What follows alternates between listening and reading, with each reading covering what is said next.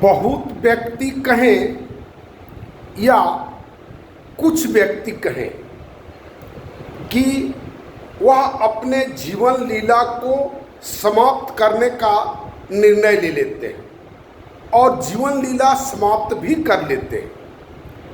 और आप कह सकते हैं कि ये अननेचुरल बात बहुत दिनों से चलते आ रहा है, केवल आज की ही बात नहीं है। ये बात नॉर्मलाइज करना हो गया, सामान्यीकरण हो गया, जो कोई बहुत बड़ी बात नहीं है।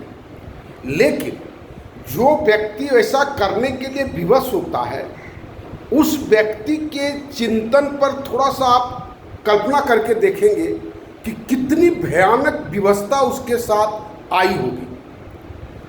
उम्रदराज आदमी तो लगभग ऐसा नहीं करता है, लेकिन हर वय के लोग करते हैं। बच्चे भी नहीं करते हैं, बच्चे भी बहुत रेयर है। सामान्यतः ज्ञान होने के बाद 14 साल, 13 साल, 15 साल के बाद से लेकर के 50-55 तक के वय के व्यक्ति ऐसा कुकृत्य करते हैं। और उस कुकृत्य के प्रति उनका जो कारण होता है, बहुत समय पारिवारिक कारण होता है, बहुत समय व्यावसायिक कारण होता है, बहुत समय पारिवारिक क्या कहते हैं वो उसका मनस्थिति का कारण होता है, बहुत समय जॉब का कारण होता है, बहुत सारा फैक्टर है। और ये सारा फैक्टर सामाजिक विकृति है। वो व्यक्ति का विकृति हम उसको नहीं मानते हैं, उसको सामाजिक विकृति मानते हैं। आखिर कोई व्यक्ति डिप्रेशन में किन किन कारणों से जाता है, इसका रिसर्च करने की आवश्यकता है। मनोविज्ञान में खूब रिसर्च इस पर होता है। और एक दोनों स्टेज होता है।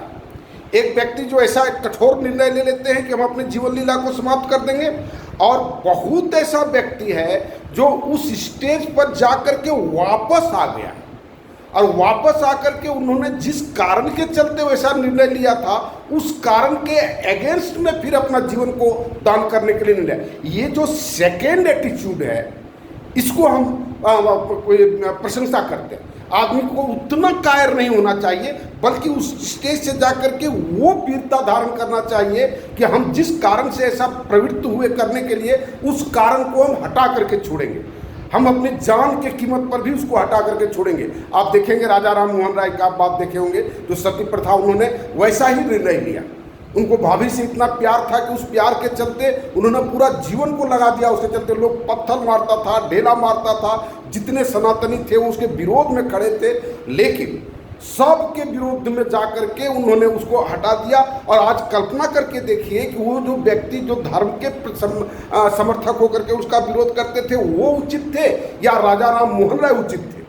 आप कल्पना कीजिएगा, अपने बेटी के बारे में, अपनी पत्नी के बारे में, अपनी माँ के बारे में कितना जघन्य काम करता था। उसी ढंग से ये समाज में भी जितना तरह का देखेंगे ना, लोग देखते नहीं हैं, देखिएगा तो बहुत सारा जघन्य काम है।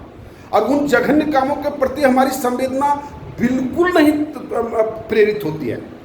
बेटा चला जाएगा वो हम दुख झेल लेंगे, लेकिन पैसा चला जाएगा वो नहीं हो सकता। वो तार्किक रूप से वो नहीं अपने आप को, मन को स्थिर कर पाते हैं कि हम ये करेंगे ही, चाहे हमारा धन जाए, चाहे हमारा प्राण जाए। ये ऐसा हम निर्णय नहीं ले पाते हैं। ये सबसे दुखद स्थिति ये है। तो सामान्य आदमी का तो कोई बात ही नहीं है, वो तो ऐसे ही भोजन किया, प्रजनन किया और मर गया। और प्रजनन कर, जिसको हम प्रजनन किए वो बाद में जी पाएगा नहीं जी पाएगा, कुछ भी नहीं सोचना है। जिस तरह से सभी जीव भोजन और प्रजनन करके मर जाते हैं, अधिकतर लोग वैसे ही भोजन और प्रजनन करके मर जाते हैं। तो इन सारी बातों को अगर आप सोचेंगे तो वह व्यक्ति सबसे कवाड़ है, सबसे कायर है जो आत्महत्या की ओर प्रेरित होता है। और वह व्यक्ति सबसे वीर है जो उस स्थिति के तरह ये कुरीतियों को मिटाने के लिए उठ खड़ा होता है। हम चाहेंगे कि द्वितीय स्थिति के व्यक्ति आप हो और अपना सारा तन मन धन लगा करके जिन जिन कारणों के चलते ऐसी परिस्थिति उत्पन्न होती है, उन कारणों को हटाने में हम अपने आप को समर्पित करें। और इस तरह की भावना को, इन सारे कुकृत्यों को देख करके हमने देखा है। एक व्यक्ति टीचर थे, उनका एक ही बेटा था, IIT किया, इसके बाद शिप में या किसी चीज़ में जॉब हुआ और उनका बेटा पता ही नहीं चला जो कहाँ चला गया। हम गए उनके पास, आज से 20 साल 25 साल हो गया, हम उनके पास गए, हमको लगा कि शायद उनके जीवन में बहुत बड़ा सदमा पहुंचा है, हो सकता है इसके विरुद्ध में कुछ न कुछ उनके मन में चल रहा होगा। तो जब उनके पास हम गए तो कहते हैं कि हम तो वो ब्रह्म कुमारी में जुट गए हैं, हमको अब कोई चिंता ही नहीं है ना, और हमको अब सबसे उसको छोड़ करके हमको अब दूसरा कुछ करना ही नहीं है। एक उदाहरण ऐसा हम देखें।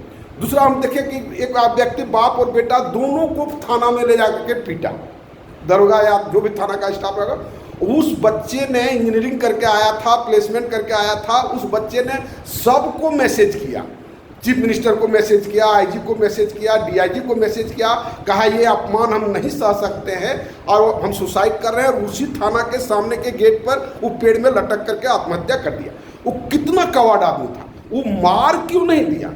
वो थाना को मार देता, उसका गलवा दाब करके पकड़ करके मार देता।